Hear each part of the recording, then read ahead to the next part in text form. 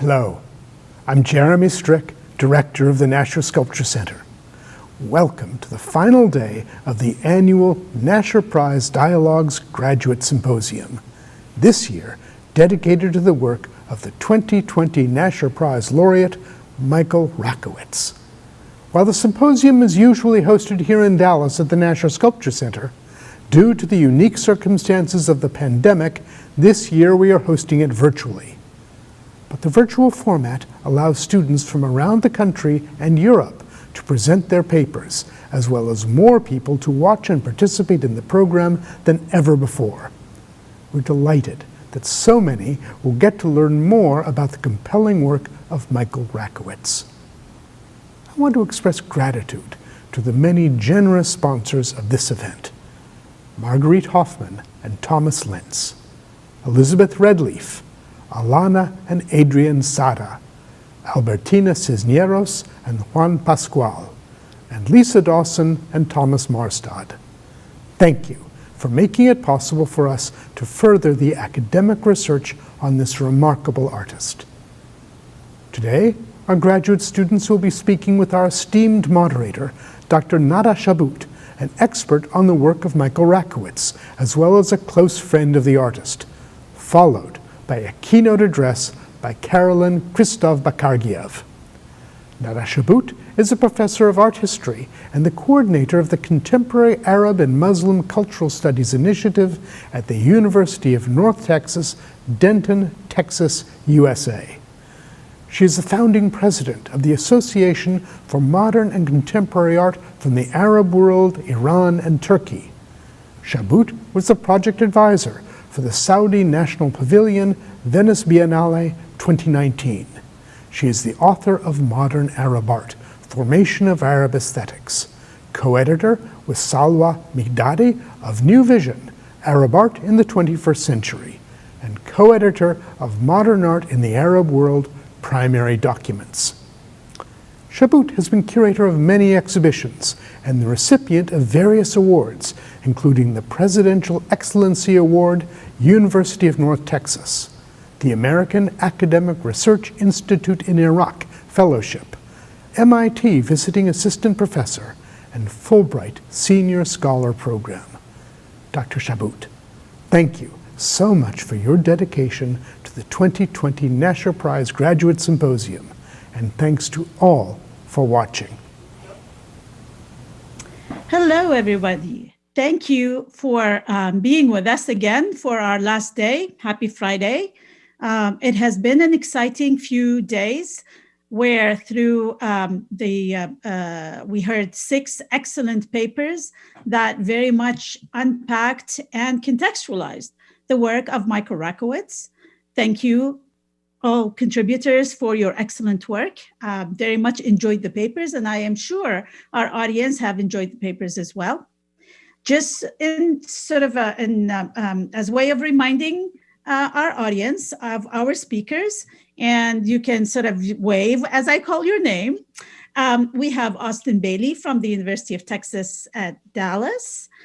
We have Brandon Swart from the University of Chicago. Eliza Harrison, who is currently in Brooklyn teaching, in fact, just for her students. And Ava Hess from the University of California, Los Angeles.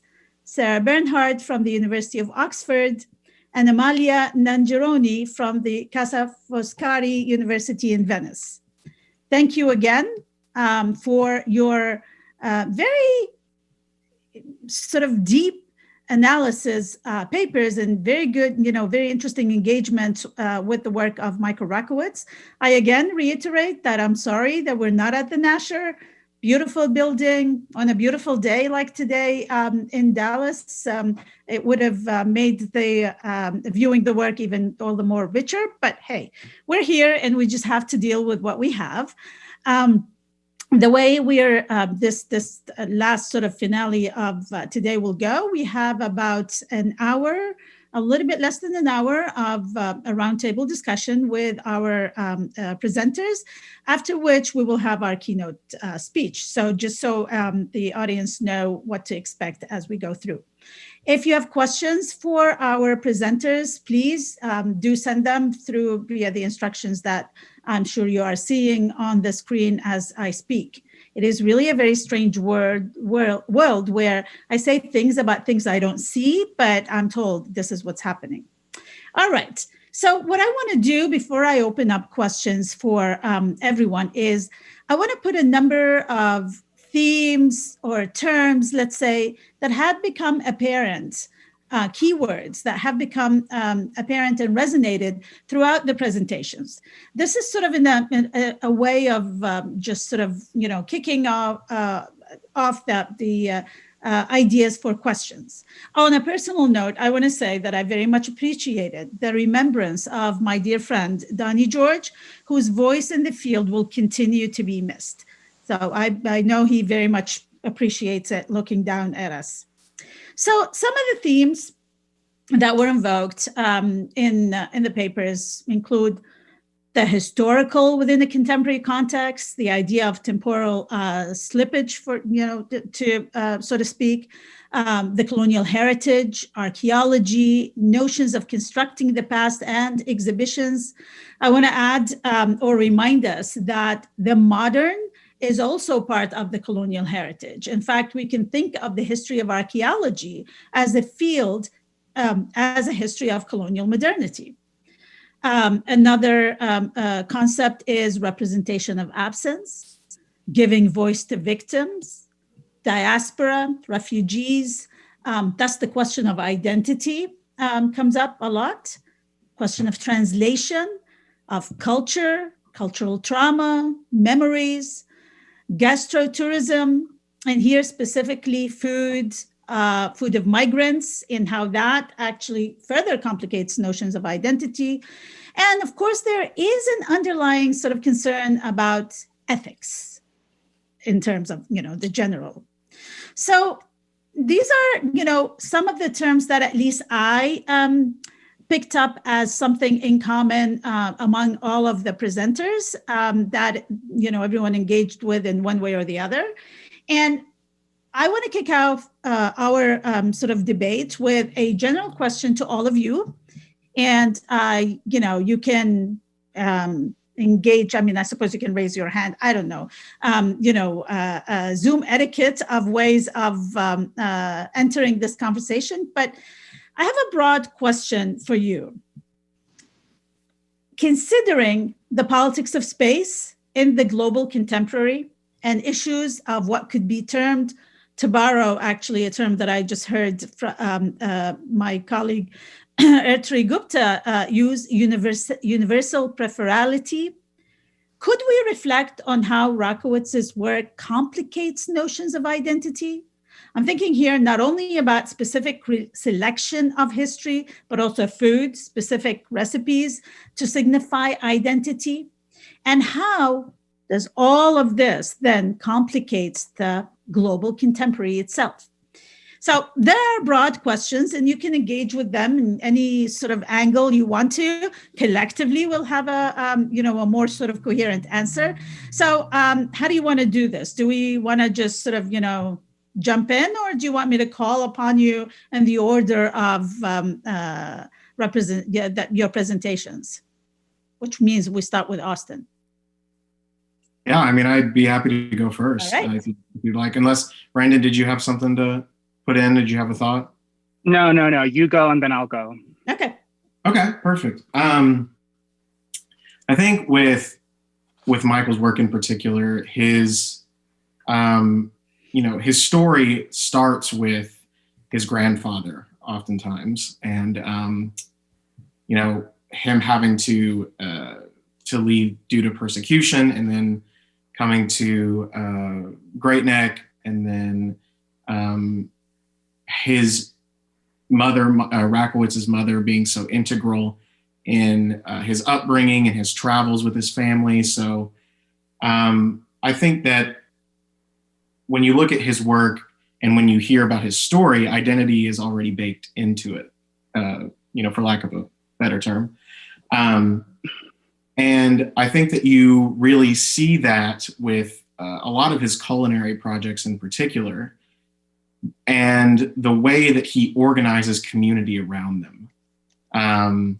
In particular, I think a lot about Return because he often allows people to engage with it that exist in this limbo or liminal space of being maybe Iraqi citizens or being born in Iraq, but living in America. And I often hear stories a lot about refugees and immigrants where they come to America from their home, and then they are no longer enough of their home or enough of their original lineage when they go back home. But then when they come to America, they're too much of where they came from, if that makes sense. So they sort of exist in this space of a double consciousness, or perhaps, I'm not sure of a better way to put it than that, but I think that he tries to engage with people that are experiencing this issue and provide them a space to come and engage and have a community and build something around an identity. Yeah, I agree with a lot of that. I have a confession to make, which is that I'm not really like a Middle East specialist person. I'm eloping in this field. But a part of the world that I do think a lot about is Latin America and the Latin American diaspora. And there's a lot of interest and conversation around hybridity in Latin American studies, and like the various consequences of the contact between European colonization and indigenous cultures. So I think that it's really, yeah, this sort of like neither here nor there is very present for a lot of people. So there's a definition of the word Chicano in Chicano studies by an activist that it's like the hyphen in Mexican American, like being neither, feeling at home not in neither of like the two countries, and slightly more Middle Eastern, and with food especially. I love shushuka, which is like, if you're not familiar with it, is this Middle Eastern like spicy tomato egg dish, really good. But I was looking up a recipe for it, and the blogger had identified it as an Israeli dish. And then there was this huge debate in the comments, and like, oh, this is like actually like Tunisian, and this is like Israel, like claiming all this like Middle Eastern cultures that, and I think it's really interesting. It's like, because on the one hand, it's like I'm very sympathetic to the conversation around like cultural appropriation and all of those sorts of power dynamics. But it's also like, what does it mean for, you know, a culture to be like, you know, to really belong to like one people, one group?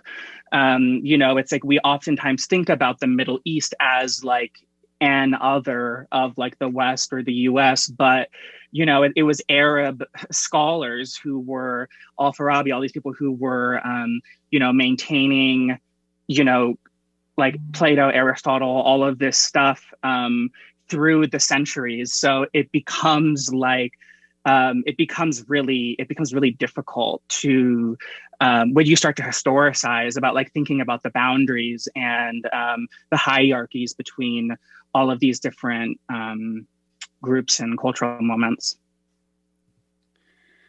Actually, Brandon, I mean, this is very interesting that you bring up, because this is, you know, we talked about gastrotourism, but actually, you know, the whole issue of food and politics is a very important factor. And I think, you know, Michael very much engages with that in his work. It's going to be really difficult for me to like not say a lot. And so I'm going to try very hard, but I am just going to go in the order, just so, you know, for the sake of fairness. I know, Sarah, you're really geared to say something, but Eliza, do you want to say something first? Yeah, sure. Yeah, I totally agree with what Austin and Brandon have said. I guess I would just add that I think in global contemporary art in general, there still is this pervasive tendency to really want to silo artists into a particular culture or location. Often that's, I feel like, the first thing you hear about an artist who's from a non-Western country is like exactly where they're from, and sort of treating that as like a static and like essential aspect of their work. And I think what's so great about Rakowitz's work and himself as an artist is that it really shatters that idea, and I think really blessedly complicates this idea, and makes clear that what your identity is as an artist is so much more than where you're from. It's also what your inheritance is. And I think a lot of our presentations really beautifully brought in the importance of memory, and both like personal memory, but also collective memory. And yeah, I think as we all know, like the world is moving a lot more than it used to, both by choice and not by choice, people moving to different places. And I think that these themes of like hybridity, like Brandon brought up, have been with us for a long time, but are, I hope, becoming more prevalent in our scholarship and in our field. Okay, great. Ava, you have? Yeah, thanks, Eliza. That's helpful. And I kind of want to, I guess, push that a little bit further and think about the ways that the term global contemporary itself have been challenged, because I think, it's become a really popular term used both in art historical scholarship and in curatorial practice. But it also, in some ways, ends up collapsing or can be kind of used as this catch-all phrase for any non-Western artist or any artist that has ties to outside of the US and Europe. And that's, I think, something that Rakowitz is working against in a lot of different ways in his work, because the histories that he's telling are really specific. And the ways that he, relates to both his own personal identity and brings in people from different communities, again, it's very specific. And so I just wanted to raise that as kind of, on the one hand, global contemporary allows for a more kind of inclusion of more different kinds of voices into spaces that maybe historically haven't included those voices, but that you want to kind of have this balance and allow for the kind of specific notions of place and identity and their historical connections to be really highlighted. At the same time, his practice also connects with these different kinds of identity. And Brandon, I think it was really helpful that you brought in kind of your connection to Latin American studies, because there is a lot of place for kind of collaborative solidarity building in these spaces that we call global contemporary. But again, keeping kind of like this specificity in mind seems really crucial to his work. May I just say something which I just realized as I hear you, that you're understanding the global contemporary as that of the other, while, for example, to achieve universal peripherality, America is, part of the global, or European artists are part of the global contemporary, where there is no sort of, sort of a structure, let's say a hierarchical structure, but rather everyone is an other, right? And that's the goal that we try to achieve. But I am guessing out of what you're saying that we're not there yet, because we're not even able to yet speak in these terms. We're still thinking of the other as an other. That we're trying to accept in, and hence the global, which then in that sense will, of course, seem to be collapsing as opposed to sort of, celebrating the particularities. Yeah, just a thought there. I'm sorry okay, Sarah. Okay. Well, one of the points that I wanted to make when we were talking about food and identities, and even something that I think I missed myself yesterday, partly because it's a huge topic and how does one fit this in? When we talk about food and Michael, and when Michael Rakowitz is being interviewed about food and nutrition, the language that he will use is quite often he will talk about Iraqi visibility and Iraqi food. And I think the thing that I wanted to highlight here is that while that's correct and he's done wonderful things for visibility, there's also this layered history in that, you know, Michael's heritage is that of being an Iraqi Jew. And in terms of like a Jewish food culture, I mean, that's such a massive subject. But for me, I think it's very, very beautiful and very intimate, the way that Michael seems to deal with that trauma itself only on the most personal levels. In terms of his culinary interventions, for me, that's most obvious when he's teaching his mother's Baghdadi Iraqi Jewish recipes to school children. That's when it's at its most clear and poignant for me. You know, there's a relationship of, there's a real play on scale, if that makes sense. That's just something I wanted to raise. No, absolutely. This is actually an excellent point, but also, you know, the idea that we can't really think of what is Iraqi food. You know, there are Iraqi foods, their recipe varies between north and south of Iraq, and Baghdad is even more specific. So, you know, this idea of further complicating identity as represented through specific recipes of food, right? Because these recipes really reflect, you know, one aspect of that identity as opposed to becomes representative of, let's say, you know, a culture of people. I mean, you know, Brandon bringing up the whole idea of whether it's shakshuka or whether it's couscous or whether it's falafel or hummus, you know, these are all contested, as a matter of fact, dishes because of, you know, various claims. But I mean, Europe has, I mean, is it Europe or is it the universal law where, you know, you have to, you can't, you're very limited in what you can call, like if they're patenting like cheese, for example. So Bulgarian cheese produced in Bulgaria, anything similar to it cannot be called Bulgarian cheese because it's not produced in Bulgaria or something like that, to be honest. But yes, so that notion of food and identity is even further sort of, you know, complicated here. Thank you, Sarah. Amalia, would you like to be the final voice on this topic? Well, identity is really a crucial theme for Rakowitz because he addressed this topic through the materials, of course, that he used. For example, for the Invisible Enemy project, he used the foodstuff from the people from the Arab diaspora communities, especially in US. But for example, for the work May the Arrogant Not Prevail, he used the foodstuff from the Arab communities in Berlin, where he built the work.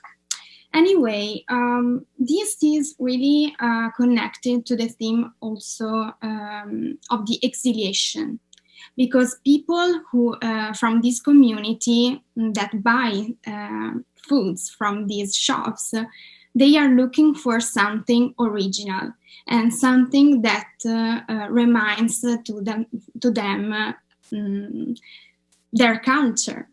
So I found this connection very interesting, and also it is important, I think, also reflect on how Michael Rakowitz display his works, because he think about them in exhibition spaces and use the labels of the museum, but to write something different. And so here there is also a reflection on how cultural institutions around the world communicate the culture. And so, of course, it is interesting, of course, his position, his critical position on the West, for the West, but also he's part of this Western institution because he's part of the contemporary art world. I find these things very interesting. But also through his works, he gives voice also to the people who destruct the cultural heritage, because I think about the quote from the Taliban who choose to destroy the Buddhas, for example. He put it in the "What Does We Rise" work. So it is a really powerful quote, because through it we really understand another point of view, to think about the culture that is related to people. So people are important as the artworks, and in the Western cultural institutions we used to present artworks with a value that it is disconnect sometimes from the people who produce them. So I think it is really an interesting topic. Absolutely. In fact, I am looking at a question from the audience, which sort of relates to this, particularly as we think of the role of the personal biographical in Michael's work. And I think, all of you sort of commented on that. But a part of the question that I think would be interesting to kind of look at is, given how his art often works to subvert official explanations of historical events and to implicate Western governments, museums, etc., in our attitudes towards the people and artifacts of the Middle East, how would you assess the role of how would you assess, is he offering a critique of historical models that mythologize or lean on the biography of the artist as an explanation of their work?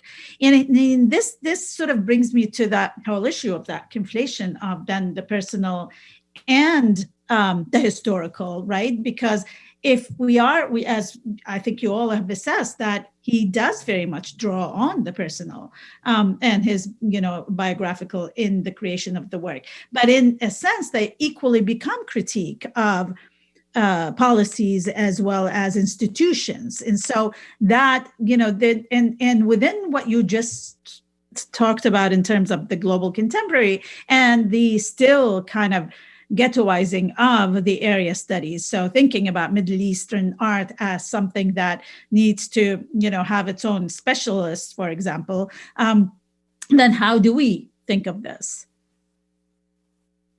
Yeah, I think that it's like, I definitely think that he is kind of playing with the idea of like, what is a Middle Eastern artist? What is a Middle Eastern artist supposed to make? Because there's these, he'll make something, like the Ishtar gates. He'll remake those, but with this like Arabic like food packaging. So there's this way in which we talk about the global contemporary or something, and it's like they're like in when he's looking at the Fayadeen uniforms and drawing out the comparisons to Star Wars and like the stuff he does with like the Beatles. And, I'm thinking about this for the first time now, but the Beatles kind of their interest in / appropriation, and depending on your opinion of like Eastern music.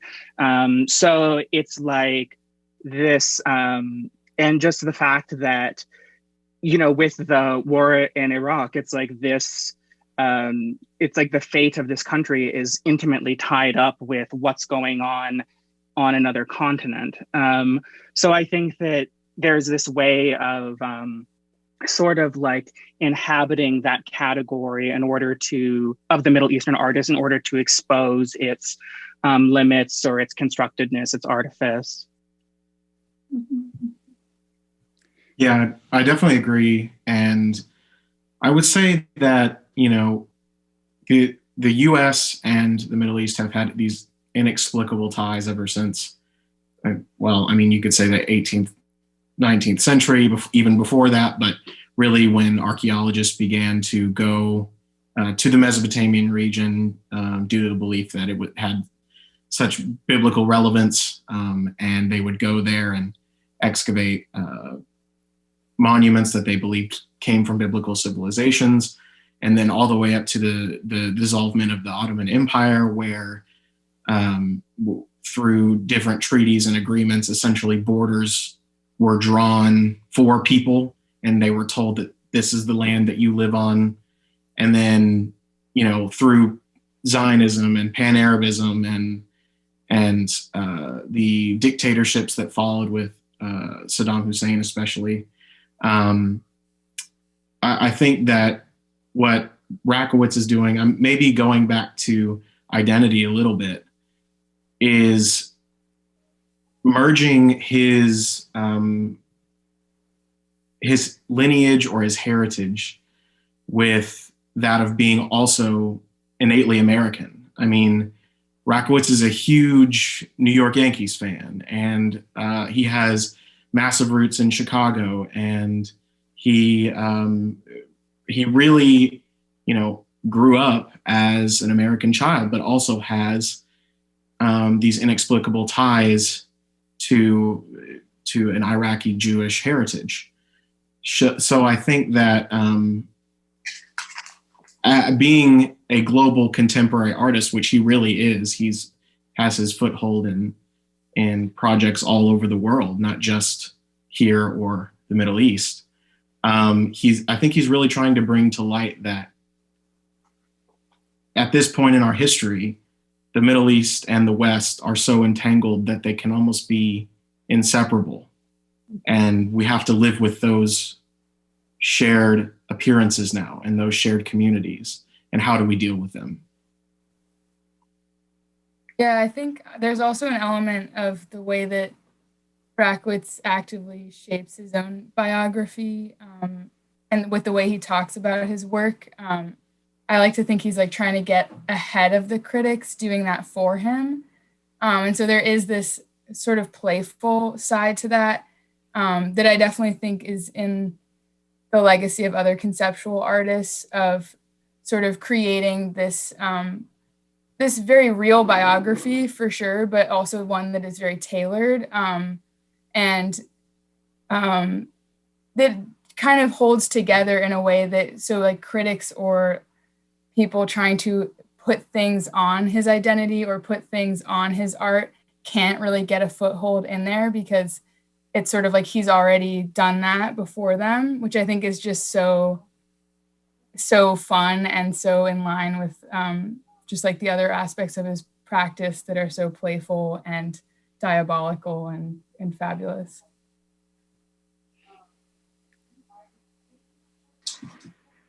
Feel free, anyone jump in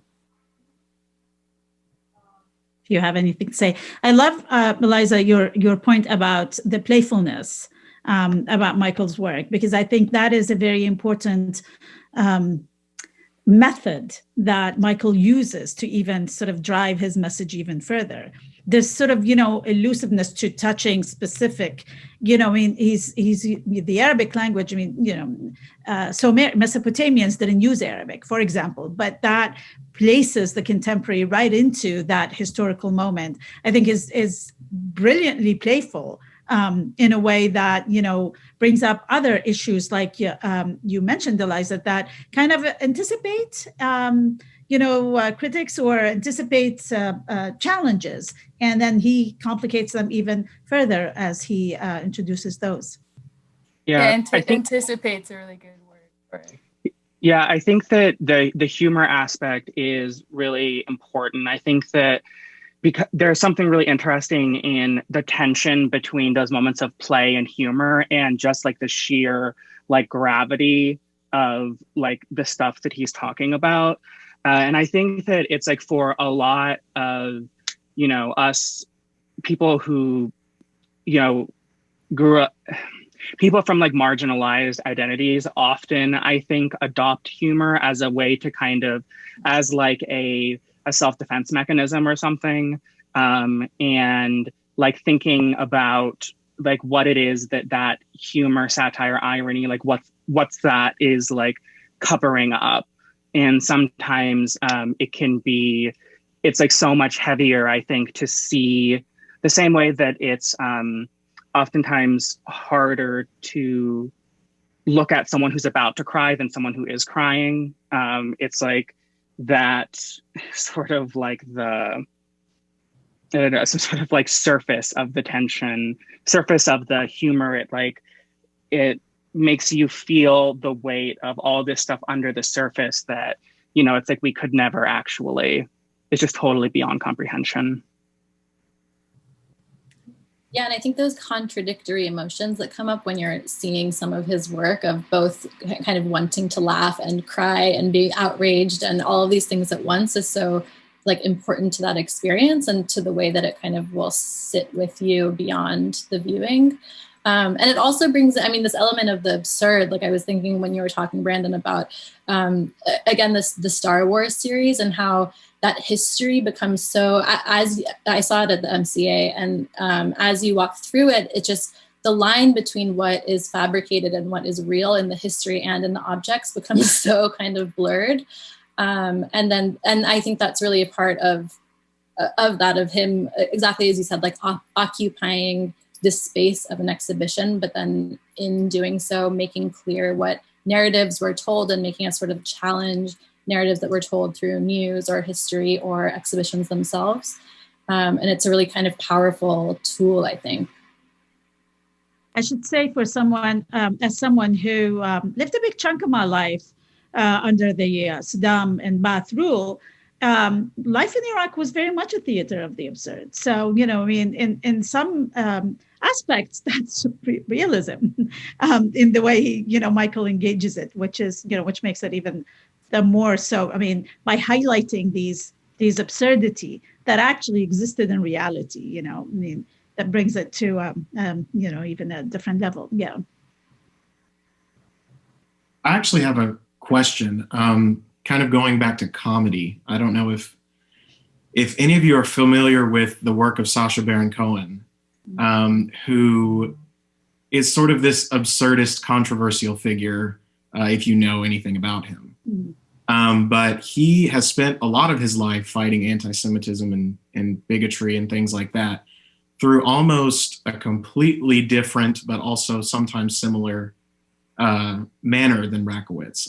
He uses comedy, but in as constructing a character and then going out as that character and trying to reveal the prejudices of people.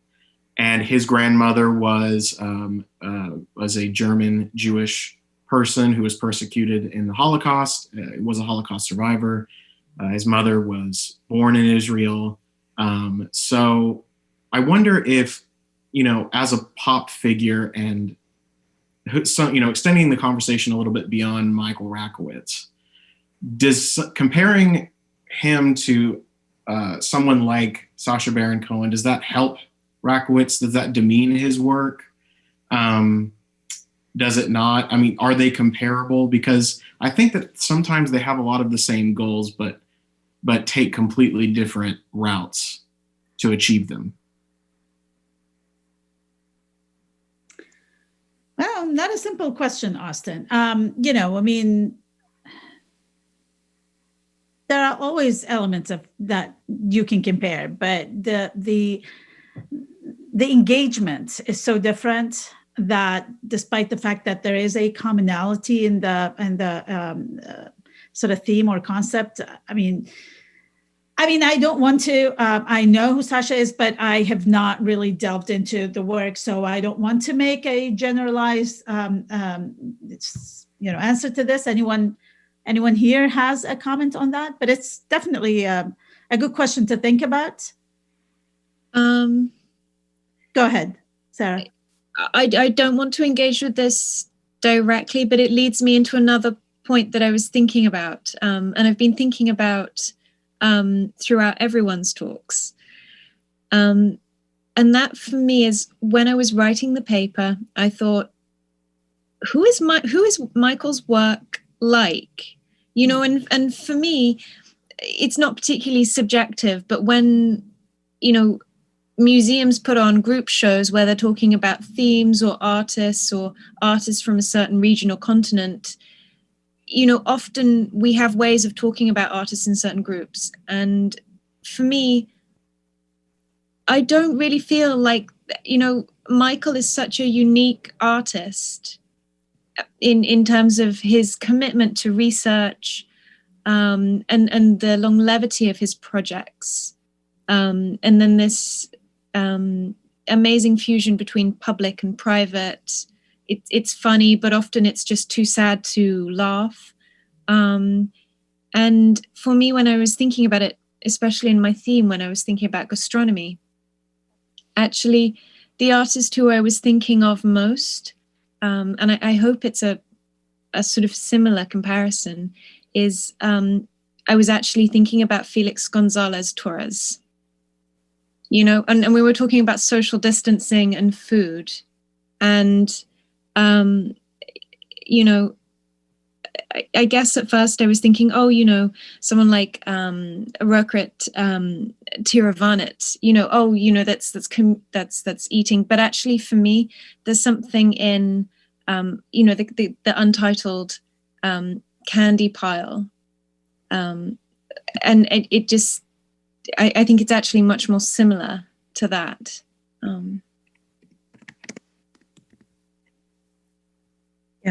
Yeah. And I mean, again, trying to group artists, especially when, you know, in a show and exhibition, which is speaks so much more about the curator than it actually does about the artist, and most times being on that, and myself as well. But then, you know, I mean, to think about Michael in terms of where to place him, and I guess, you know, as a specialist of Middle Eastern art, I am looking from one specific direction. So I'm thinking of, for example, Nohar Radi, who Michael knows the work of very well, who did paper mache reconstruction of the historical, the ancient artifacts from the museum, but in a very different way, you know, as she wrote in her diary and as she was sort of contending with the Gulf Wars. Or, for example, Wafa Bilal, who also engages with many of the issues from a personal perspective as well that have to do with the U.S. invasion. So, I mean, there are overlaps, I would say, rather than similarities in you know, a certain way. And I have to say, guys, I am so conscious of time as I look at the time, because, you know, time flies. It's been, you know, it's a great conversation, but I have a question or a couple of questions that I'm going to collapse in one that, you know, kind of will take us in a different direction, and we'll have, like, you know, just 9 minutes to address this. So it's a question that has to do with the political climate. So, you know, between 2007 and today, it has changed drastically. And when Michael started working on this project, The Invisible Enemy Should Not Exist, you know, there was sort of more of a concern with nation building, democracy, as, you know, just to support Iraq and so on. That is no longer the case. There is hostility towards refugees and migrants since 2016. And there is more of the protectionist sort of moment under the Trump administration. How do you see, or, you know, do you see that this reframes the work, or do you think that, you know, this changes the meaning of the works as, you know, Michael have conceived them? Can I speak? Yes, go ahead, please. Yeah, I believe that in particularly in our time, his works that are from 2006 are really powerful today, because we are living in a really tough moment, a moment of iconoclasm, because if you think just about a few months ago with the movement Black Lives Matter, or just, I believe, 2 weeks ago in Berlin, someone destroyed artifacts from a museum. So I believe that he resonated about a really important topic for all of us today. Through his works, we really need to reflect about what we are doing now. But we need to reflect not just about how to communicate what is happening, but also how to deal with art history as a discipline, and also how to deal with communication, how to deal with, we are living, of course, now we are in digital, in a digital talk, we are living in a really challenging time. All of us are connected. And so we also need to think about what does it mean, the culture of a nation, because we used to travel a lot. So not now, especially for that, I think, yes. Of course, but previously we used to catch the plane very often, and so we really need to reflect how our generations, especially because we really need to think about how we grow up and all the things that of course we received an education from different institutions, so it depends really about what where we are, what how sorry for my English. So I believe really need to think about our culture. So And talking about education, just to throw on the table, because none of us or none of your papers engaged with it, is a reminder from a question from the audience that Michael teaches. He also is an educator. So, how does that amplify or intersect with the messages that he is constructing or creating? So add that to your contemplation of the shift of politics. It's true. Yeah, I think just one tidbit of information that I think that Michael, if I were to predict, is probably going to engage more and more with this issue of maybe Trumpism or the new right. I mean, right now we're seeing with the pandemic the enactment of Title 42, which was an old World War II provision that is being co-opted to banish asylum seekers and refugees. And at this point, America has dispelled over 200,000 of them since the pandemic began. So we're seeing these new tactics of blatant racism and blatant bigotry that aren't just coming from fringe dialogues on the internet. They've put themselves on the proverbial world stage, so to speak. And I could list off other things that have had similar consequences. But the point being that I'd be curious to know in Rakowitz's teaching if he talks about these things. I'm sure he does, but what he has to say about them and then how he would incorporate them into his work.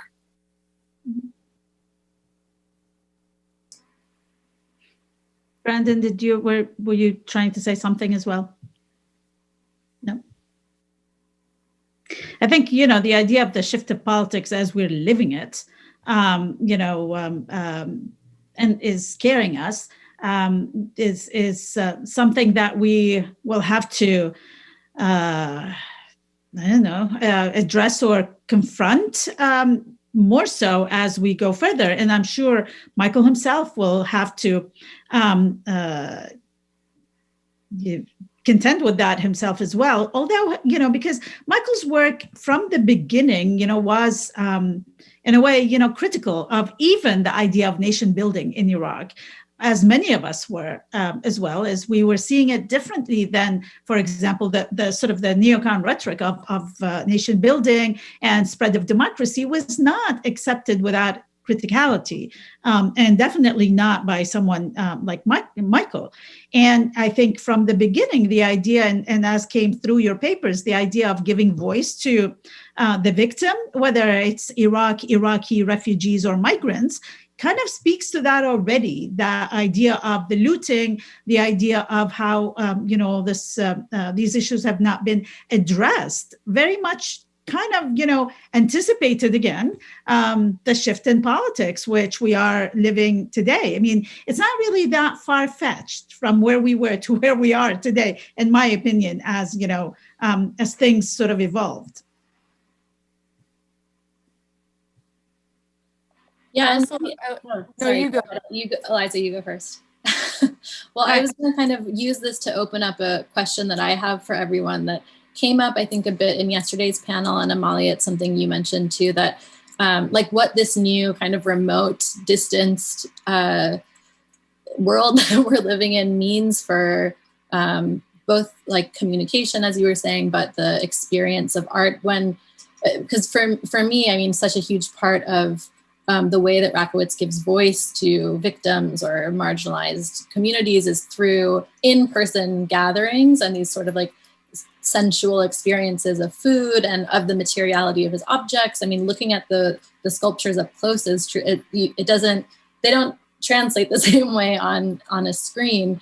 But so that's something I wanted to think about with everyone, about how we can sort of imagine a way forward, in what ways maybe his work has anticipated ways of doing that for us now.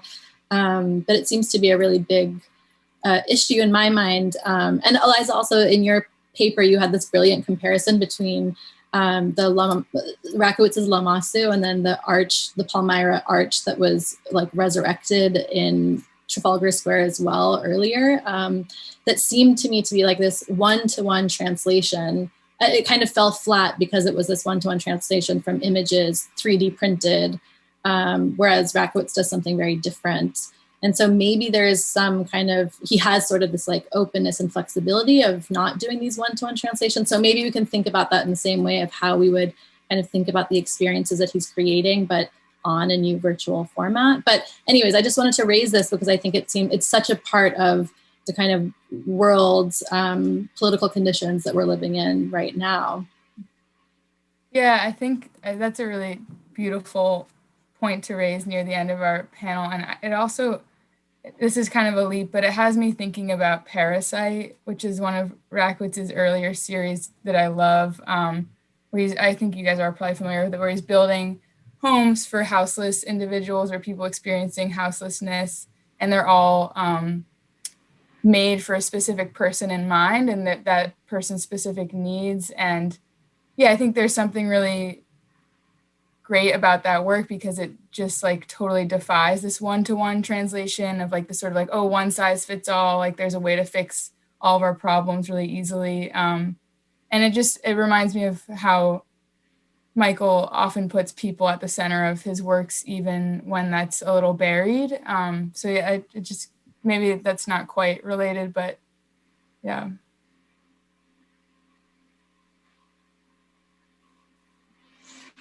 Anyone else would like to offer comments on this?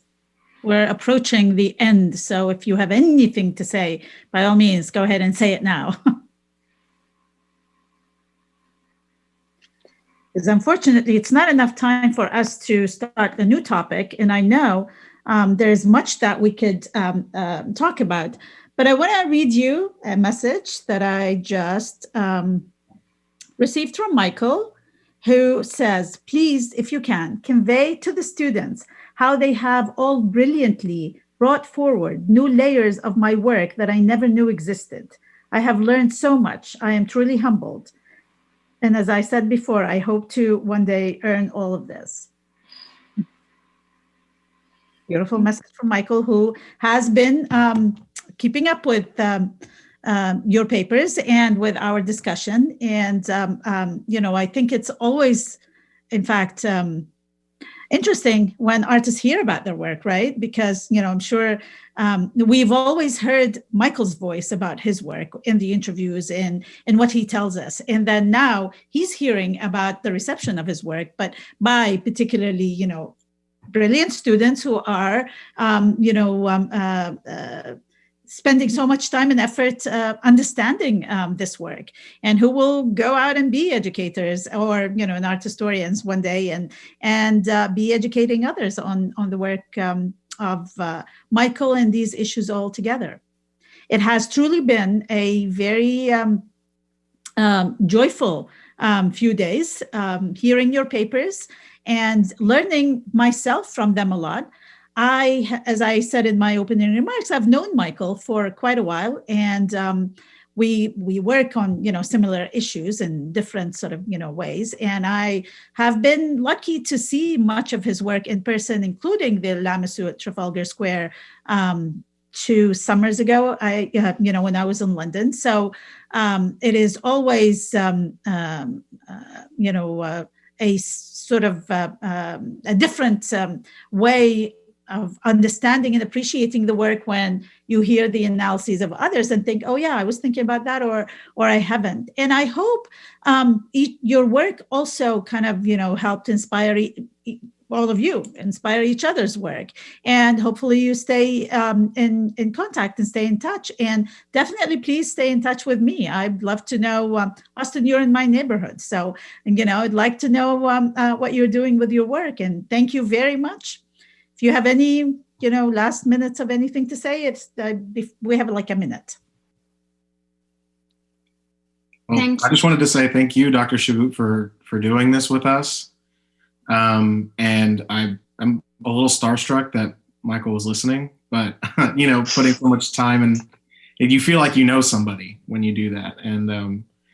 And I think it's great that he really likes to engage with, not only the community, but with the people that want to talk about his work and students and those that just love and appreciate everything that he does. And he tries to give back. So tell him we appreciate it. Yeah. We'll do that. Yeah. I was looking forward to going to Dallas for the first time and doing all of this in person, but I'm glad that we were able to have this, if not that. So, yeah, absolutely. Thank you. Yeah, thank you so much. I learned so much from all of you. Thank you. And thank you, Professor Shabout. As I said, my pleasure. It has been my pleasure. Sorry, Amalia. Yes. I just want to say thank you to all of you because I learned a lot of things. And also I would like to thank all the museum staff who follow the process since months. So thank you very much for this opportunity. Absolutely. I mean, yes, thank you all for doing this, for making this possible. And thank you for the Nasher for allowing us and for working all of this. And ultimately, thank you, Michael, for the beautiful work over which we converged those few days and were able to share so much and learn from each other so much. Thank you. Thank you very much. And good luck with all of your studies. Thank you very much. We're now going to, we have a minute, I think, before we need to go to our keynote speaker. So I hope you all get to hear the keynote speaker's address, which I'm sure will be further educational for all of us here. So I will now say goodbye to all of you. Thank you. And I will, yes, thanks. Thank you. It has been a pleasure, trust me. And I would very much like to now invite everyone to, I want to thank the audience for all of your questions. And I apologize if I didn't get to all of them, but, I tried to funnel as much as possible of those ideas within the discussion we had. And so at this point, I'm happy to introduce our distinguished keynote speaker, Carolyn Christov-Bargargiev, who is the director of the Castello di Rivoli, the Museum of Contemporary Art in Italy. Carolyn has been a well-celebrated curator involved in various initiatives, and I'm very happy that we are able to have her address us. After the speech, Caroline will be happy to take any questions that the audience may have. Thank you. Hello. I'm very, very happy to be here with you today to give a keynote lecture about the art of Michael Rakowitz, the award winner of the Nasher Sculpture Award. Sadly, due to the restrictions and the health emergency, I'm unable to be with you today, but I am there in spirit. And as I am alone here, I will take my mask off in order to read you my lecture. I'd like to thank the Nasher Sculpture Center for inviting me, and I'd like to thank Michael Rakowitz for wishing me to hold this lecture. What makes a person want to be an artist today? And what kind of an activity is that of the artist? Artists tend to have many mirror neurons.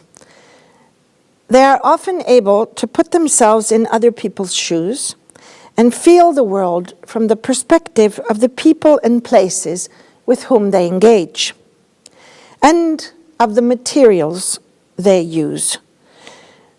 What does the stone, the toy, the sculpture, or the tree feel? Artists frequently train this skill of empathy, or Einfühlung, becoming ever more one with their subject matter.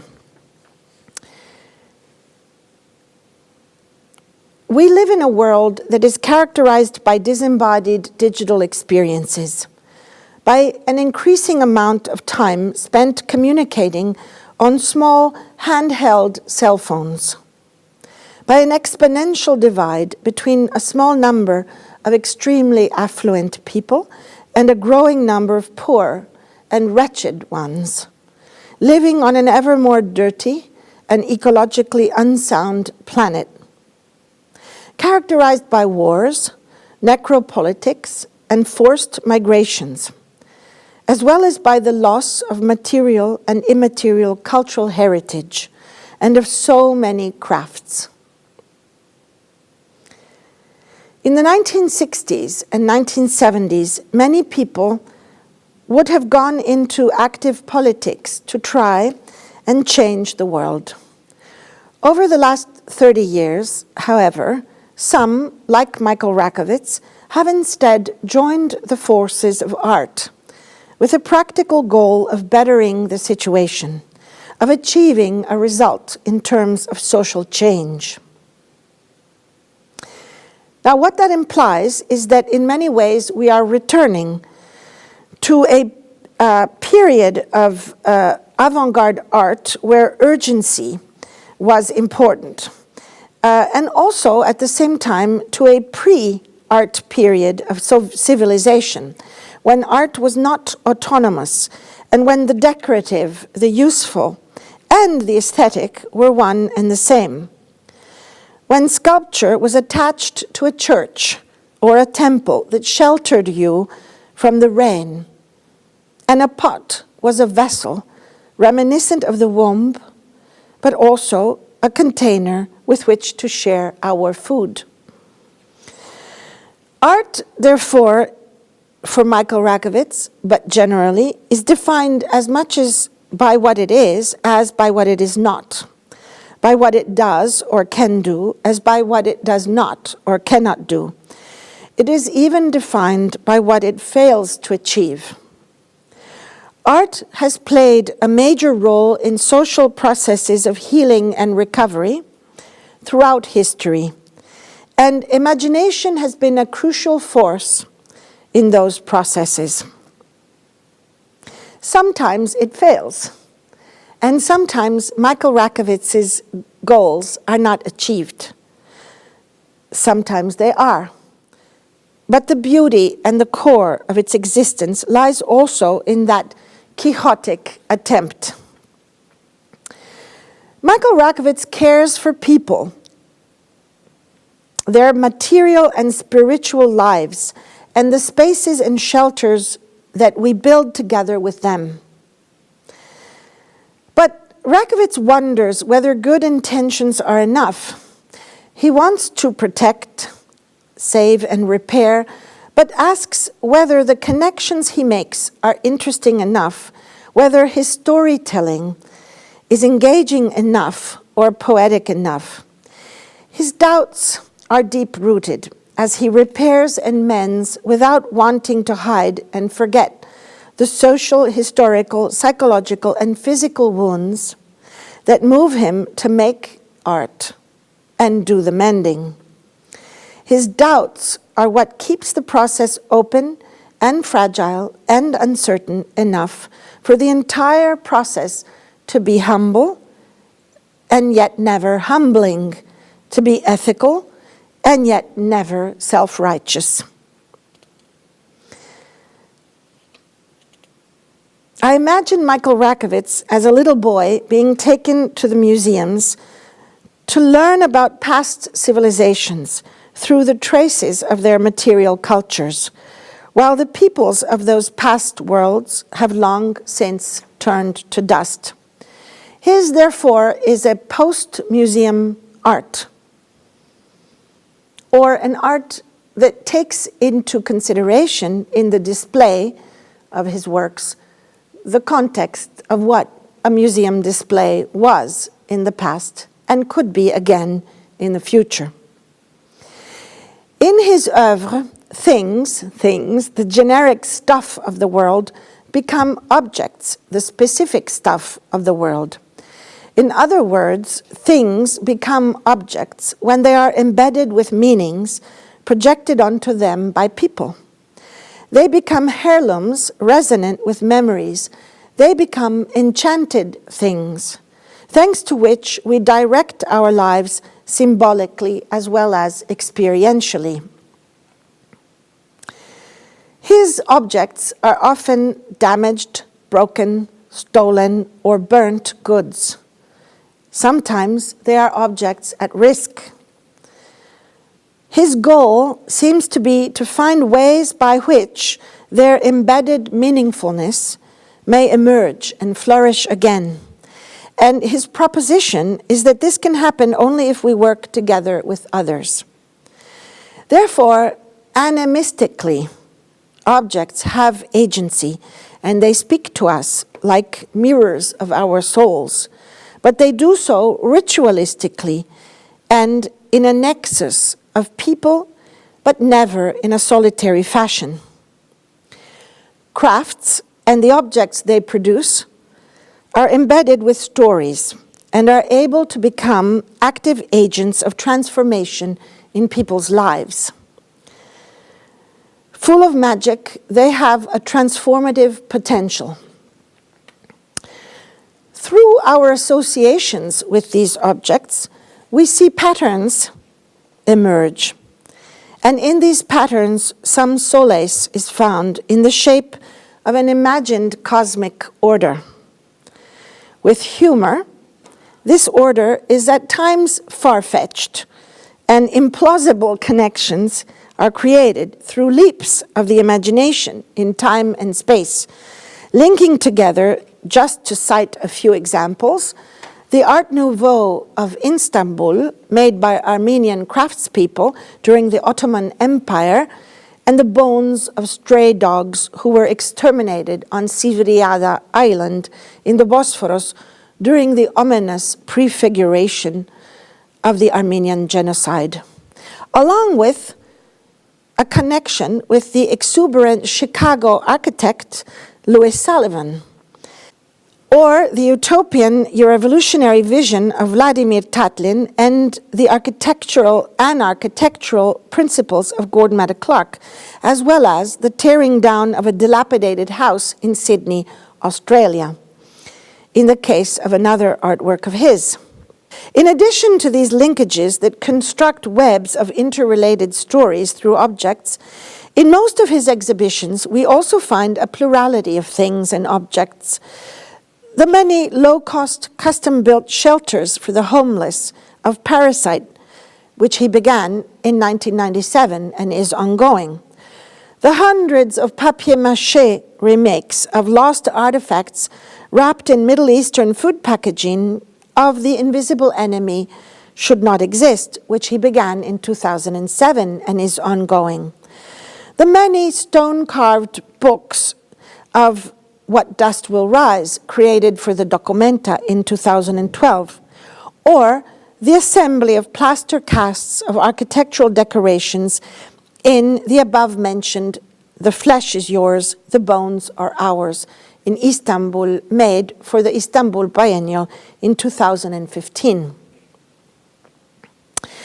Since 1997, for his first project of note, the ongoing Parasite, he has made, indeed, a series of shelters out of cheap plastic bags, custom-built according to the needs of the homeless people that he individually has interviewed before producing each tent, which, attached to the HVAC outtake vents of buildings, creates an inflatable, low-cost and nomadic home.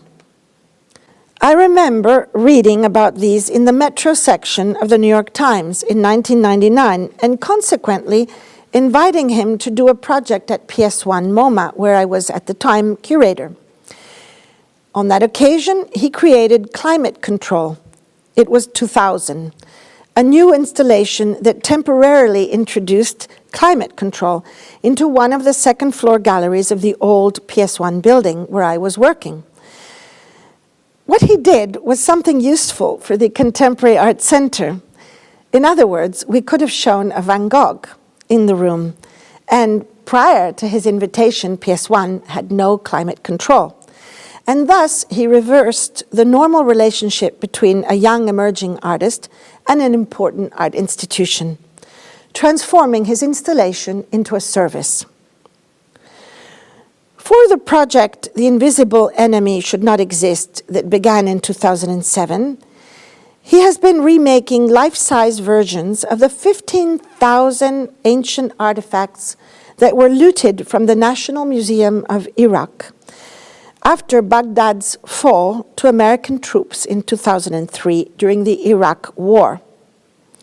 That brought down the regime of Saddam Hussein. Up to today, Michael Rakowitz and his collaborators have remade about 900 of these papier-mâché, covered in Arabic-English newspapers with Arabic food wrapping. He reconstructed these figures thanks to the detailed images he found on a website. It's called The Lost Treasures of Iraq, and it is hosted by the Oriental Institute in Chicago, that was set up to educate people about the losses incurred during the Iraq War, and also to help law enforcement agencies track the lost objects. But there were a plurality of objects also on the occasion of the Documenta 13 in the Fridericianum Museum building of Kassel, where he exhibited the well-known What Dust Will Rise. Michael Rakowitz's titles are always extremely poetic, which included a large number of stone-carved books presented on glass tables. Carved in northern Italy by master craftspeople into the shape of ancient books originally belonging to the collections of Kassel, but that had burnt during World War II bombings, they were made out of the Afghanistan Bamiyan Valley rock, where the large Buddhas had been blown up by the Taliban in March 2001. In The Flesh is Yours, The Bones Are Ours, in Istanbul, he produced an enormous number of small plaster casts from moldings originally used by Armenian craftsmen during the Ottoman Empire to decorate the city in floral Art Nouveau style, along with new molds of decorative patterns made in the shapes of bones. And ground bones, as we all know, are part of the materials used originally in such casts.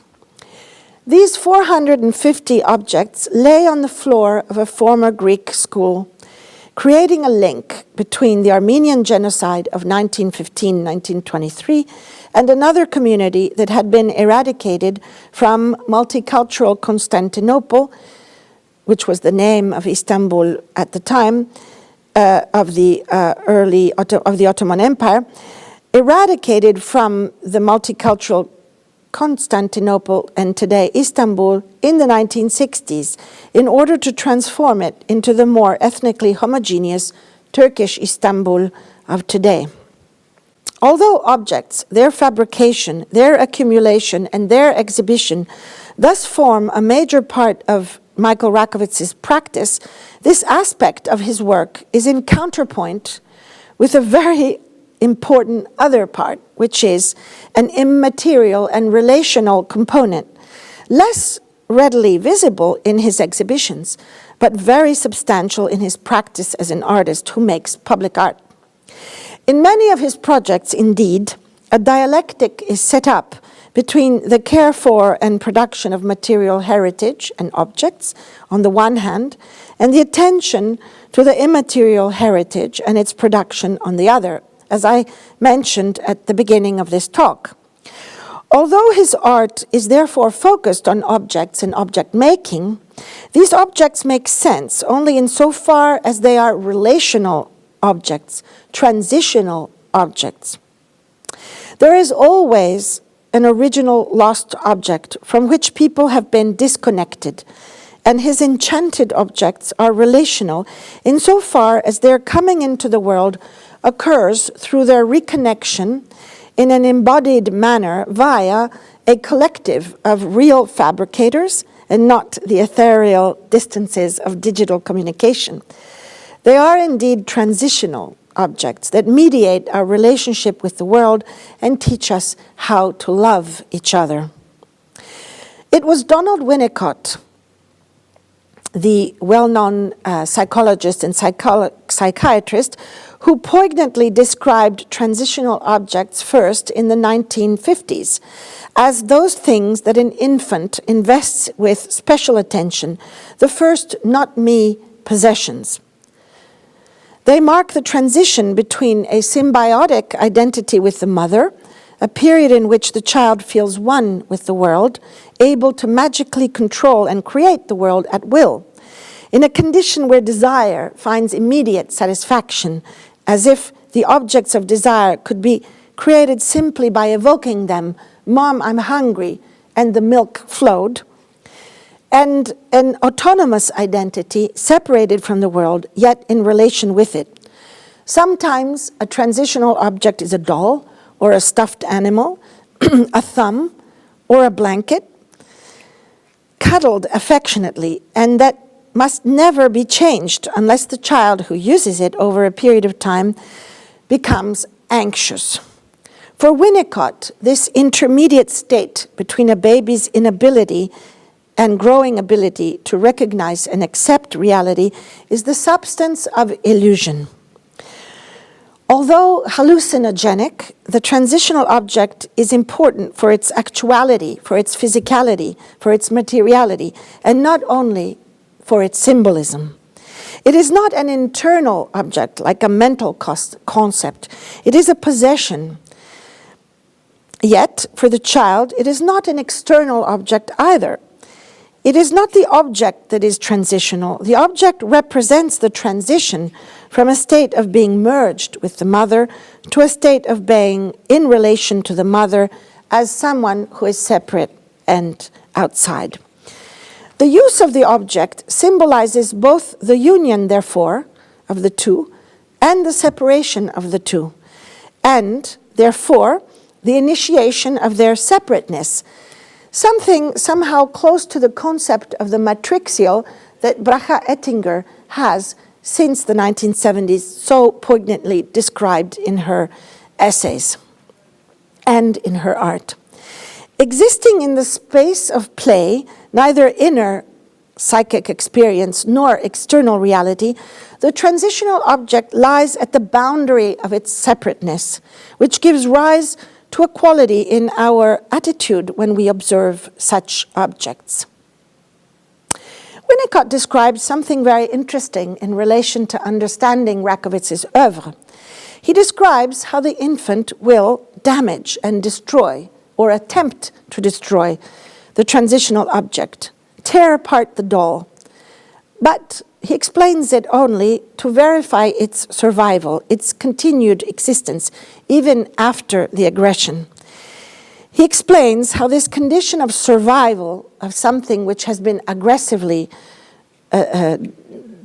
attacked creates the possibility for an understanding of the object as a form of reality separate from the self, and also as a form of reality that can be repaired, that can heal.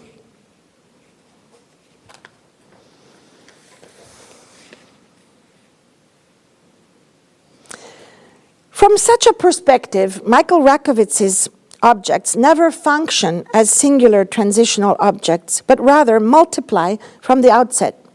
They function as a chorus of props in what are effectively his social sculptures, to use a Boycean term, since they mediate between many people at once and connect them to the rituals of transformation. They are able to carry us beyond earthly transactions, the fact of having been bought and sold, stolen, removed, or broken. He reimagines them as gifts, tokens of appreciation in a utopian vision of a world without wounds and without pain, a world with more justice, beauty, and shared joys between people and places. In this sense, all of his oeuvre is an attempt, perhaps also fueled by hints of a survivor syndrome. Indeed, what is ontologically projected onto a US-American post-Holocaust Jew from the Arab world as a double or even triple other, always another. Fueled by hints of survival syndrome to shift the function and usage of these objects by transforming destruction or removal into replacement and reparation.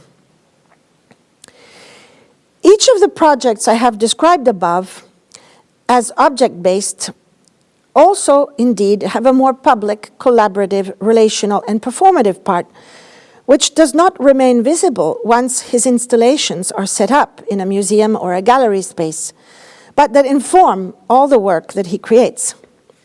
In some ways, his installations are only residue, material remains of the encounters which lie at the core of his collaborative performative work and social sculptures.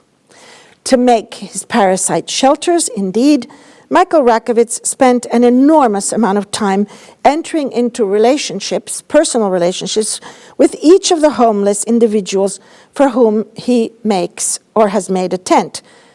Mr. Joe H., Mr. Bill S., Mr. George L., or Michael M., amongst others. Some of them asked for lots of pockets on the inside of the structure in order to place books in them. Others wanted a black plastic shelter to be repaired from the gaze, from outdoor gaze, while others wanted, on the other hand, 2 separate sitting rooms within the shelters. Another example, to make the papier-mâché reproductions of the lost objects of The Invisible Enemy Should Not Exist, and its offshoot projects like May the Arrogant Not Prevail in 2010, or Room N, Northwest Palace of Nimrud, 2018, he brings together lots of people, groups of people, and organizes workshops, as well as setting up collective food rituals, including the Enemy Kitchen, which has been going on since 2003 to promote Iraqi cuisine. During these rituals and these events, conversations take place, relations are built. To make, for example, White Man Got No Dreaming, the piece he created for the 2008 Sydney Biennial in Australia, he involved a large part of the Aboriginal community in the neighborhood Redfern in downtown Sydney. When I try to define what activist art means, actually, I often think back to this artwork, White Man Got No Dreaming. I remember when he found out from the curator and friend, Hetty Perkins, curator at the time at the Art Gallery of New South Wales, the first Indigenous curator to take care of Aboriginal collections in the museum. I remember when he found out from her that the block, the so-called block, that's the name of the neighborhood in Redfern, a very important neighborhood for the Aboriginals in downtown Sydney, was slated to be demolished and gentrified. In order to lodge a proposal and compete for the renewal of the neighborhood, an applicant had to own a certain amount of property in that neighborhood. Over a number of years, the Aboriginal Housing Community, an association of neighborhood inhabitants, had succeeded in quietly amassing the required amount of property. But just as they were about to lodge their own design, the City of Sydney introduced a tax that would make it impossible for them to compete. At that stage, Michael Rakowitz intervened, creating a montage of poetic and historical associations, and worked closely with the community to tear down themselves, one of the houses in advance as a ritualistic, sacrificial endeavor. At the Redfern Community Centre, the parts of this demolished house reappeared in a new shape under the guise of the avant-garde Russian artist Vladimir Tatlin's monument to the Third International, 1919, which, as we all know, had never been actually built in the early 20th century. The tower was then deconstructed at the community centre and ceremoniously brought downtown to the Art Gallery of New South Wales and reconstructed by the architects of the Pimilwi project and other members of the community itself. This new sculpture, this Tatlin Tower made of old building materials from a torn down house in Redfern, was reminiscent of Gordon Matta Clark's early 1970s visions of An-architecture, and was able to draw attention to the urgent issue at hand concerning the future development of Redfern. Inside this sculpture, at the same scale as the original monument of 1919, as in Tatlin's original plan, a broadcast repeater for Koori radio, the Aboriginal radio, was concealed. And basically, it worked as a way of listening to Koori radio, also in the posh area where the art gallery was located. The sculptural tower and the transmitter itself of Koori radio, along with drawings and a handwritten text telling the story of a number of people involved, as well as a monitor with a video by Gordon Matta Clark, were exhibited. Shortly afterwards, the city cancelled the tax to lodge proposals for the urban renewal of Redfern, and the local community was thus able to take part and compete. To this day, the block, a location for ancient corroborees or sacred meeting grounds for thousands of years, is still an open field in the heart of Sydney, surrounded by the homes of Aboriginal people. And the friendships and stories initiated with this project remain. While the tower and some drawings were donated by Giuliana Setari, who had produced the sculpture for the Sydney Biennale, to the Van Abbe Museum in Holland. Therefore, Michael Rakowitz did not earn anything by selling the tower, nor does he with the plastic shelters of Parasite. So Rakowitz pursues an ethical project within all his oeuvre. From my Documenta 13 exhibitions in Kabul and Kassel, he responded instead to the devastation of cultural heritage that had taken place in World War II, and more recently in Afghanistan. Like other artists of the Documenta, he accepted my invitation to go to Kabul, to Afghanistan, to understand what in Latin one would say brevi manu, or de visu, directly, what on earth had happened in Bamiyan, where the Taliban had blown up several giant and ancient Buddhas in spring 2001, several months before the Twin Towers. As if the destruction of those cultural artifacts could ever erase a past the people of that past, their craft, or their memory. The Bamyan Valley is the area inhabited by the Hazara, as we know, subject to racism in Afghanistan by the dominant communities and singular individuals, including, at the time, the Taliban. War creates facts, that we know, but art too can create facts of a highly different order. I remember we discussed at the time at length with the artists, including Michael Rakowitz, the question of whether or not to engage in projects in Afghanistan in a location clearly under siege in the post-Taliban era, but still under siege, both by insurgent Taliban as well as occupied by forces that were the liberating forces of Afghanistan. So very similar to what Germany was after World War II, immediately in 1945 or 1946. Afghanistan at the time was also in a state of hope, retreating, and more than almost anywhere in the world, on the stage in the media worldwide. A pin fell in Kabul or in Bamyan in those days. It was on the news. It was on CNN. Afghanistan had suffered the Soviet occupation and then 20 years of civil war from 1978, the totalitarian regime of the Taliban from 1996 to 2001, and an occupation by foreign European and US forces beginning in late 2001. This was the perspective of the people there. We wondered whether organizing artistic projects in war zones or occupied territories ran thus the risk of being instrumentalized by the forces that wished to normalize such outrageous events. Or could such an engagement be a form of alternative action keyed towards enacting and testing the potential of art to intervene effectively and decrease violence, injustice, and conflict in those places? To answer that, one could ask whether art and its display system through exhibitions is not always somehow instrumentalized. And if so, why?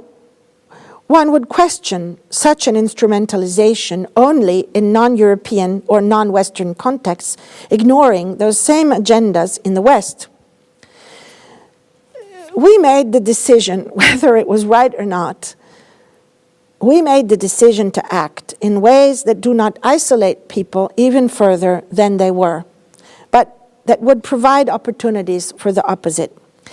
And so, in the spring of 2012, in the archaeological area and UNESCO training center in Bamyan, inside a large upper cave close to one of the two niches on the cliff where the giant 6th century Bamyan Buddhas had stood for centuries before their destruction in March 2001, Michael Rakowitz collaborated with the archaeologist Bert Praxenthaler and the Afghan artist Abbas al-Dad on a workshop with local Hazara students. His aim was to recuperate the traditional craft of stone carving intrinsic to Afghanistan's Hazara region, using the stone of the Bamyan area as well as lime-tuff stone from the nearby Dragon Valley and the area around the Bandamir Lakes.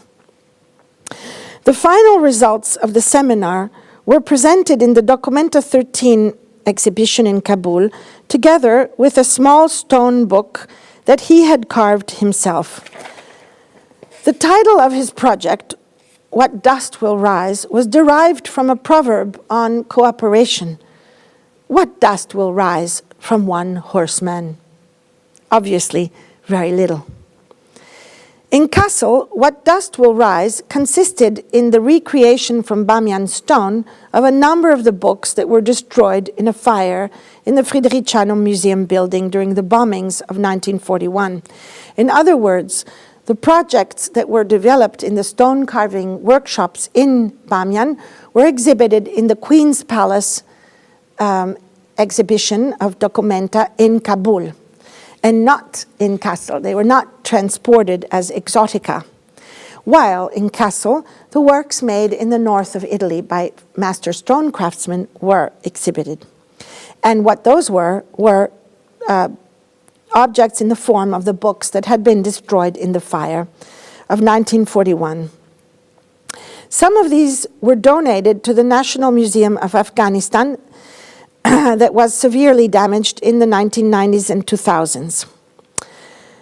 He also referred to the Edict of Ashoka, a rock inscription by the Mauryan Emperor, 269 BC, installed at the entrance of the museum that features a text pleading for a more peaceful coexistence, like a message from the past to overcome the traumas of today.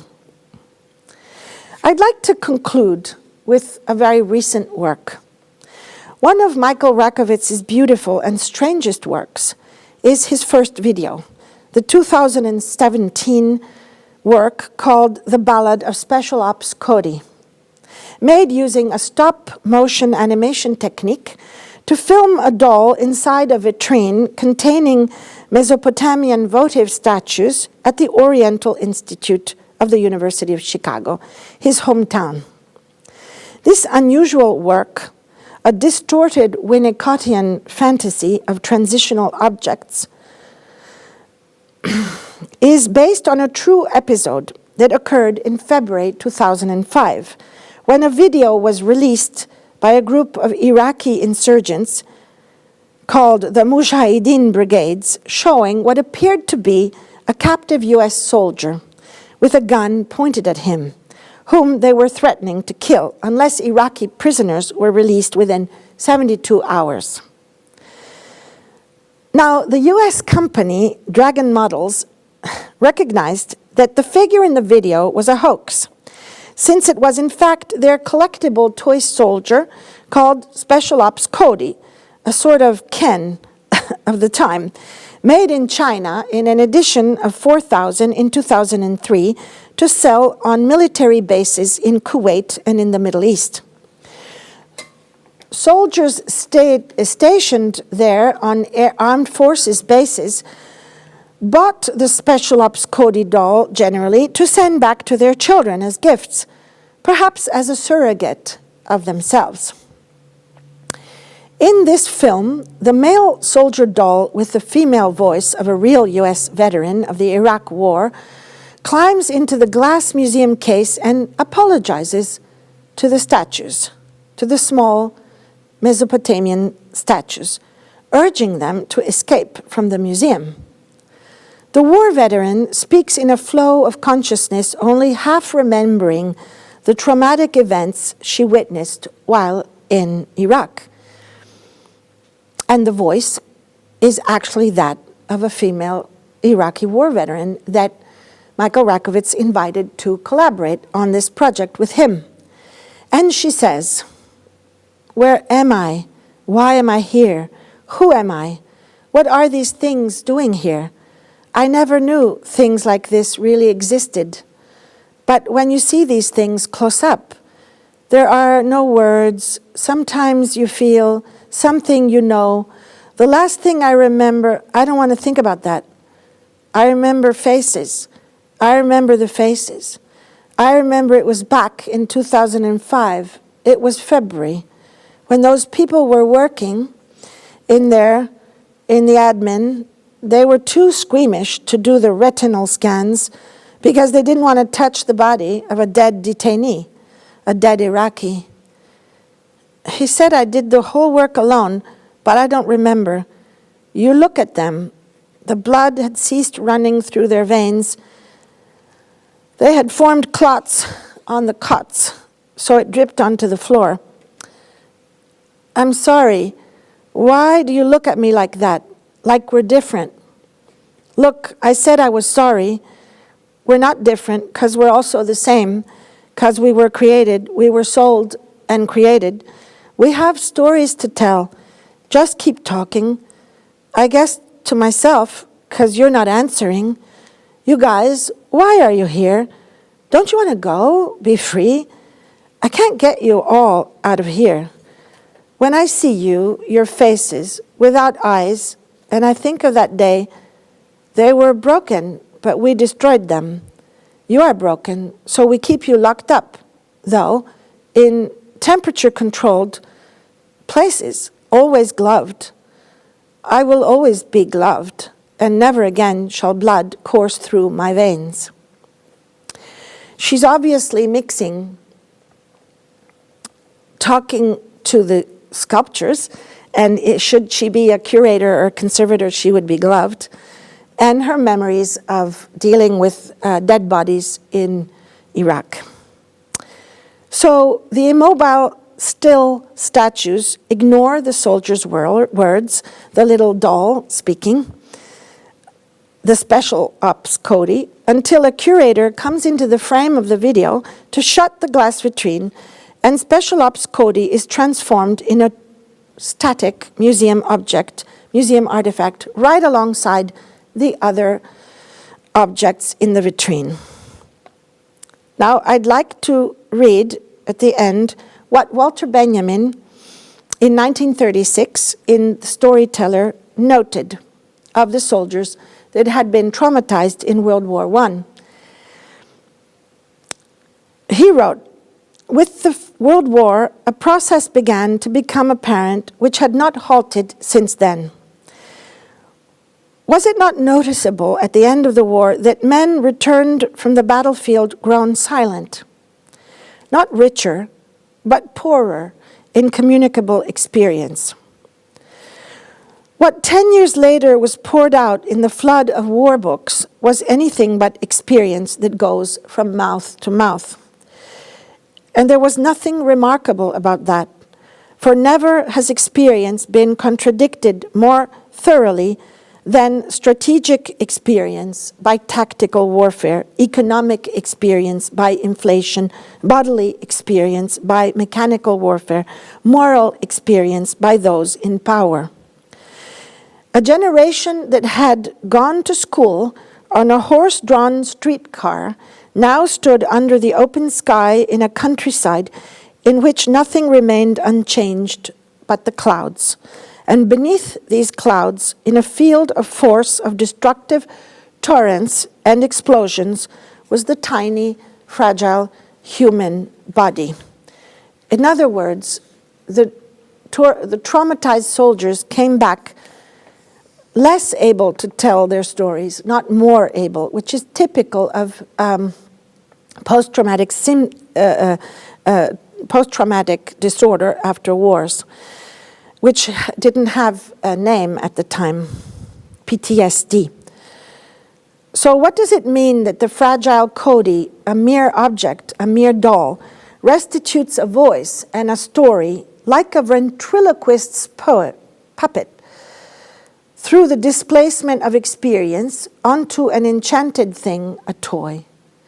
Through the ventriloquism of this video, Michael Rakowitz proposes a way out of the silence that Walter Benjamin was talking about.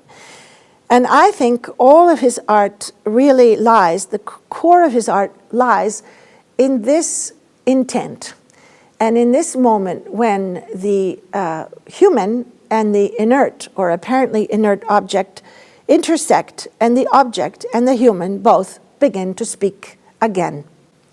Thank you for listening.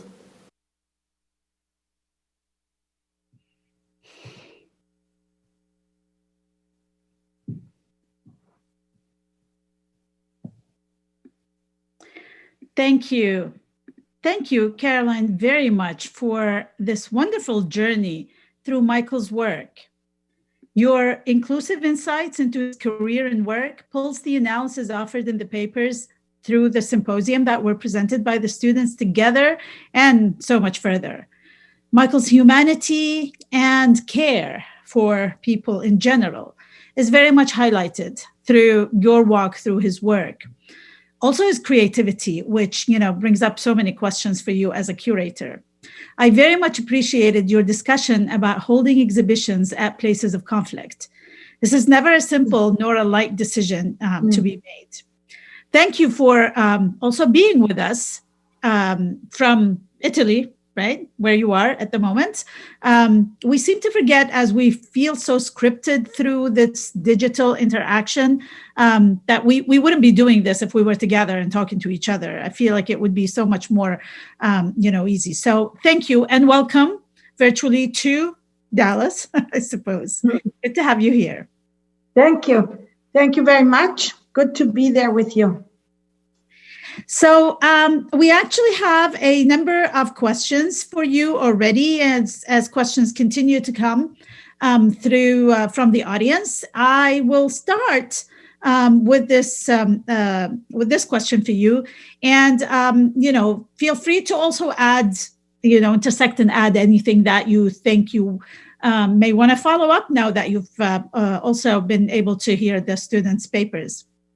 So here's the question. Michael's projects are always highly specific in their source of inspiration and reference. This specificity is all the more remarkable given the far-flung and highly desperate nature of those projects. Can you address the role of research in his process? How he goes about preparing projects in diverse locations, varying materials and media, etc.? Well, that's a very, very interesting question. It's a very good question, first of all, because one of the terms used to define the art of the recent years is research-based art, as if there was something profoundly different with earlier art that would be more somehow inspirational-based art or intuitive-based art. Actually, though, most so-called research-based art is often very presented in a very cold way, with documentation of one's research. Right. And that is not the case in Michael's work. What he then presents ultimately is a very emotionally charged installation or performative collective project. And so you wouldn't think immediately of his work as research-based, but it's true that he does a lot of research for every project, and that this research is often connected to a very particular location where he's invited to work, at least with me. And so it is also very context specific. But the research is often not what we think, it's not so much about going into libraries or looking at archives or looking for proof to denounce something. It's usually about oral history and oral interviews. So basically, as in any good oral history project, he uses quite an interesting methodology for arriving at the knowledge that he wants to get at. And this knowledge is often, it's part of immaterial heritage. So he will talk, for example, when we were in Australia, a year before the exhibition, or more or less a year before, we took a trip to the Central Desert with other artists and 4 or 5 people. And we traveled with Hetty Perkins, who is the first Indigenous curator of Indigenous collections, actually. She was at the Art Gallery of New South Wales at the time. And she's from the Central Desert. So there's particular area, not the North, Queensland, and so forth. Mm-hmm. So we took a trip to the Central Desert and we invested some of the budget of the Biennale to you have to take these small planes, and we spent weeks in different communities. And so I think even the first project that Michael wanted to do was related to basket weaving of a particular group of people who were involved in baskets. But because they didn't feel that it was right or something like that, there was miscommunication or something, Michael immediately backed away from that idea. And then ultimately, there was nothing concerning the Central Desert, but only the artwork had to do with an issue that was very localized in Sydney. So he's very careful about not speaking, on behalf of others who don't want to be spoken about. But as we know, especially in the US where you are, there seems to be a kind of a radicalization of this issue that you cannot speak on behalf of others, like what happened with Dana Schutz and the painting at the Whitney, even when the intentions are good. So somehow Michael's work bypasses that because it's not speaking about others on behalf of others, but it's always with others. So the process of the research is not only research, but it's creating friendships. Creating friendships and creating alliances across different communities, ethnicities, genders, whatever, ages, that then get to a point where there is trust. So his work is very much about trust. So I think that I told you one story. I mean, in that case, he became very related to the Redfern community, and the trust was built. And so the project was not only his own, it was kind of a collective project. That happens with the Parasite, and it actually happens with everything that he does. So it's a way of bypassing or maybe complexifying and making deeper this issue of doing things together. But it certainly is based on research, but mainly oral history research.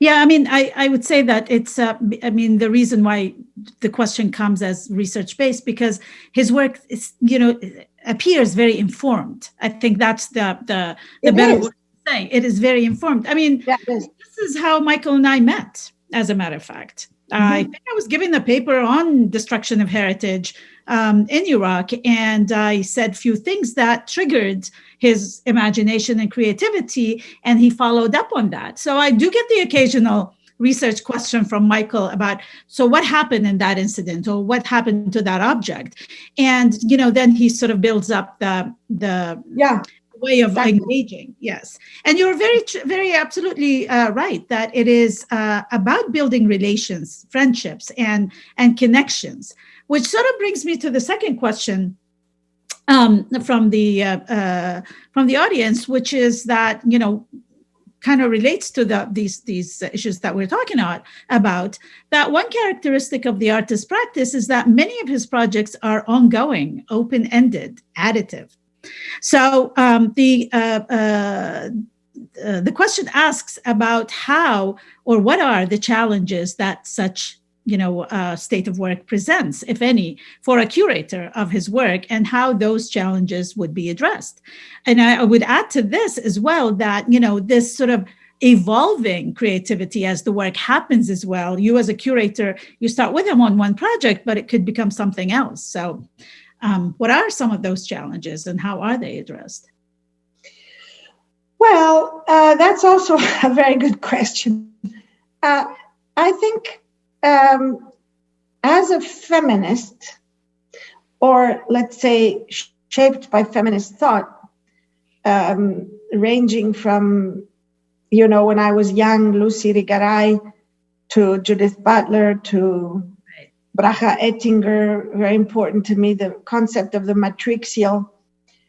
I don't really think anything ever starts and ends, So for me, an artwork is never complete. I mean, this idea that there's something that's complete, I make an artwork and it's finished, is for me a very old patriarchal idea. But I must say, it also comes from my background in arte povera, you see. And in the arte povera, they were mostly men artists. There was, of course, Marisa Merz, but at the time, it wasn't very easy for a woman to be an artist. So most of them were men, from Anselmo, Paolini, Merz, Cunellis, Penone, and so on. So I learned right from the start that everything changes, that everything is in a flow of energy and everything is in transformation. It's just different states of transformation. This explains, Giuseppe Pennone's tree that grows around where the hand grasps it, the metal hand. So that artwork changes, and it will change forever. And if you ask an arte povera artist, about a marble sculpture or painting, they will tell you, well, of course it's not the same as 10 years ago or in 100 years. And even a Michelangelo, it changes. So I start from the principle that this concept of the finished artist work doesn't exist. Now that does meet, indeed it meets Mike's way of continuing projects like the Invisible Enemy should not exist and so on, because when will he ever finish 15,000, But this is not a new thing in art. I mean, we could think of Opalka's date paintings, accounting paintings where he adds 1%, he added, because now he's not alive, 1% more white to each background so that you go towards infinity in counting and you go towards white on white. So it's something that's also in many earlier conceptual art projects and to many projects. If you think, just now, my knowledge is situated, right? I'm a European woman living in Italy and with the history of art of our place. So I don't particularly usually engage in the critique of Eurocentricism because that's my background, that's my founding myths, that's my story. So I have always in my curatorial practice wanted to open and multiply art histories and so on. But I know that there's a simplification in simply saying, Eurocentric, because we have nothing to do with German art or English art, like nothing. We have much to do with Mediterranean and things that are on all sides of the Mediterranean. So to go to that, if you think of any artist from the 1300s or the 1400s in Italy, they were also doing the same work over and over in variations, Piero della Francesca or Simone dei Crocefissi, he made so many of these scenes, and each one leads to the next, to the next, to the next. So I find nothing weird in this. I mean, it's totally part of my own background to have variations and continuations of a work from one church to another church to another church, in Tuscany or Umbria, same artist would just go on with this project. So a project for my situated knowledge is a kind of always an ongoing for those three reasons. One as a feminist, one as arte povera background, two, and three as an Italian, or at least half Italian, because my background is all mixed up with all sorts of things. No, but I mean, this is great. The way you're talking about it, because you're right. I think here in the U.S. we are become, as we try to deconstruct the binary, we're locked into it in a way that we're critiquing from the inside, but you're practicing it. So but while you say you are in the sort of Eurocentric, but you are also in the Mediterranean, and so there is already that added, so I can see how that goes, and how the work of Michael would fit in, because as you say, it's not the first time, but I think one of the questions would have dealt with practicalities of where to put the work. But as fascinating this conversation could go, we are limited by time here, and I have a couple of sort of quick, questions that you could answer. Do you know what became of the Bamiyan stone carving workshop participants? Were they able to continue in the craft? And I think that kind of relates to Michael's evolving work. Do you keep up with what happens? Yeah. That's a very good question. Only in some cases I know, some of the students that were there have continued in many different ways. Some have become very prominent artists, actually, and some have I have lost touch with. So same answer I would give for Australia.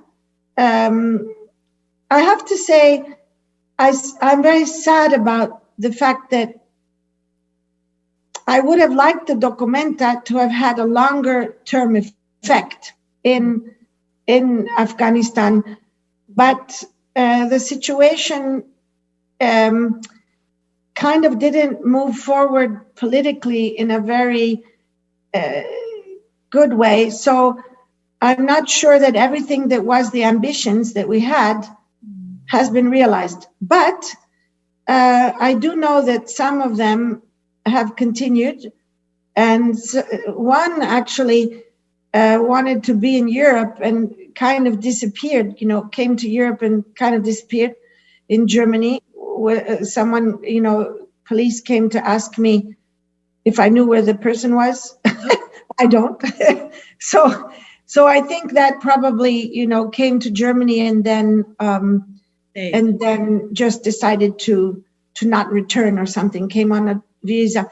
So there are many, many stories I could tell you, but I think it's the main, I can't say for everyone, but yeah, some artists have become not exactly in the workshop, but very close to the workshop, like Kadim Ali, he's become famous. Yeah. But I hear you, and it is difficult when you do projects like this that you want to also take it further, because when you go to a place of conflict and then the work could make a difference in how far can you take it. But and this is part of what Michael does through his own practice with engagement with people, even with food, and the idea of many caterers who started work based on such things. But I'd like to add just that it's not different from my other work, for example, here in Italy or in any other place where I've done exhibitions like Istanbul or wherever. Wherever there have been workshops, I've generally continued relations with some people, but not with everybody, because it's impossible. So I wouldn't single it out as different from other situations. I love that. I like that. I like that very much. I very much appreciate how you're trying to equalize, or your relationship through your work. I have another question that is sort of a curiosity question as well. Did the HVAC system stay in place at PS1 after Michael's show, or was it temporary? No, it didn't. That's now that really ended. So it was just up for the time of that project and maybe a little bit longer. But no, it didn't. And so I don't think actually PS1, I don't even think today it has climate control maybe. I wonder, I'm not sure if even, this was way before the merger with MoMA, I believe. Or at least it was a little bit before the finalization of the merger. Yes. But I'm not sure that it, even today it has climate control. So even after the merger, nothing big happened on that front. That's interesting to know. I'm not sure how they feel about it themselves, but at the end, either way, we are all limited by time and space, and whether it's curating an exhibition in a space in a museum or in structure, or holding a symposium virtually online, which is, in its own way is a very strange thing, as then it's all going to be combined into one event, except this was, through several weeks. So this is, I think, a good place to just wrap up the events of the week. And thank you very much, Caroline, for your part of not just this talk, but rather, your work with Michael and helping him, sort of realize some of these very creative and complex projects. And thank you for joining us for this week of excellent talks and, joyful looking at artwork, at least in this time of uncertainty in the world. The one thing we can be certain about is artwork is there to stay, hopefully, and to be enjoyed. Thank you very much, and goodbye. Bye-bye. Thank you. Bye.